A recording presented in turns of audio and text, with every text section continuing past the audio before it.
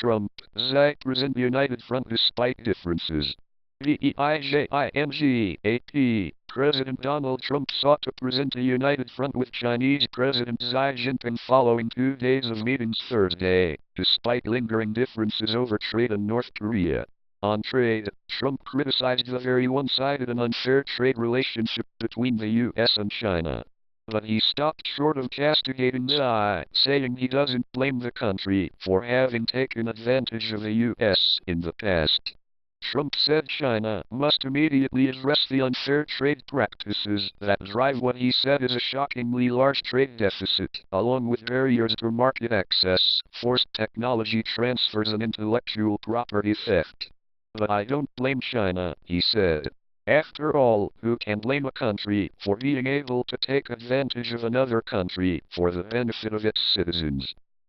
To applause, Trump said, I give China great credit. His Secretary of State Rex Tillerson offered a blunter assessment of China's trade surplus with the United States, which in October widened by 12.2% from a year earlier to $26.6 billion. The total surplus with the United States for the first 10 months of the year was $223 billion. I think the best way to characterize it is that while we appreciate the long hours and the effort that our Chinese counterparts have put into those trade discussions, quite frankly, in the grand scheme of the $3 to $500 billion trade deficit, the things that have been achieved are pretty small, Tillerson told reporters in Beijing. He said that, in terms of really getting at some of the fundamental elements of why this imbalance exists, there is still a lot more work to do. Tillerson also acknowledged that there were differences tactics and the timing and how far to go with pressure on North Korea. But he insisted that the two countries were on the same page. There is no disagreement on North Korea, he said. Trump and Tillerson's comments came during Trump's second and final day in China and after lengthy meetings with Xi. The day included announcements that the U.S. and China had signed agreements valued at more than $250 billion for products including U.S.-made jet engines, auto parts, liquefied natural gas and beef. Such contract signings are a fixture of foreign leader visits to Beijing and are intended to diffuse foreign complaints about China's trade policies. Trump had made narrowing the multi-billion-dollar U.S. trade deficit with China a priority for his administration. During the presidential campaign, he accused China of raping our country on trade and pledged to minimize the country's trade imbalance. For his part, Xi promised a more open business environment for foreign companies in China and said his country was committed to further opening its economy to foreign investment.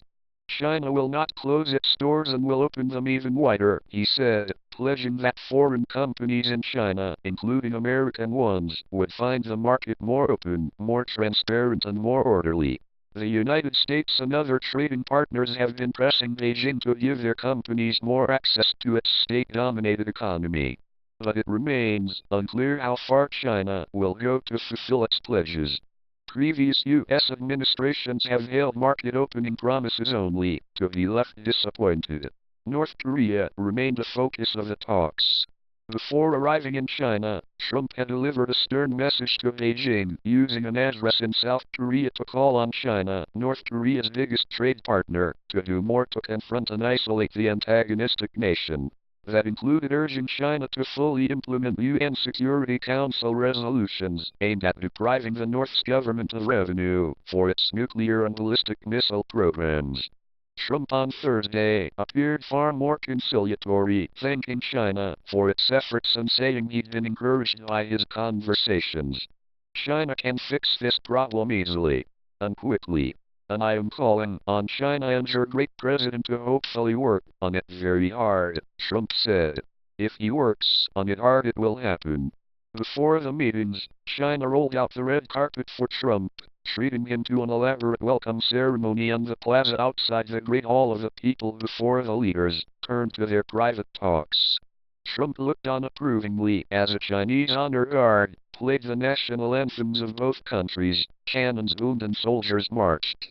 He clapped and smiled as children waving U.S. and Chinese flags and flowers screamed and jumped wildly. Trump said the welcome was truly memorable and impressive and something I will never forget. Trump was also feted at a state dinner that featured a video montage of the president's visit, as well as footage of his granddaughter, Arabella, the daughter of Ivanka Trump and Jared Kushner, singing a traditional Chinese song in Mandarin. On Friday, Trump heads to Da Nang, Vietnam for the Asia-Pacific Economic Cooperation Conference, the first of two conferences he'll attend on his trip to Asia.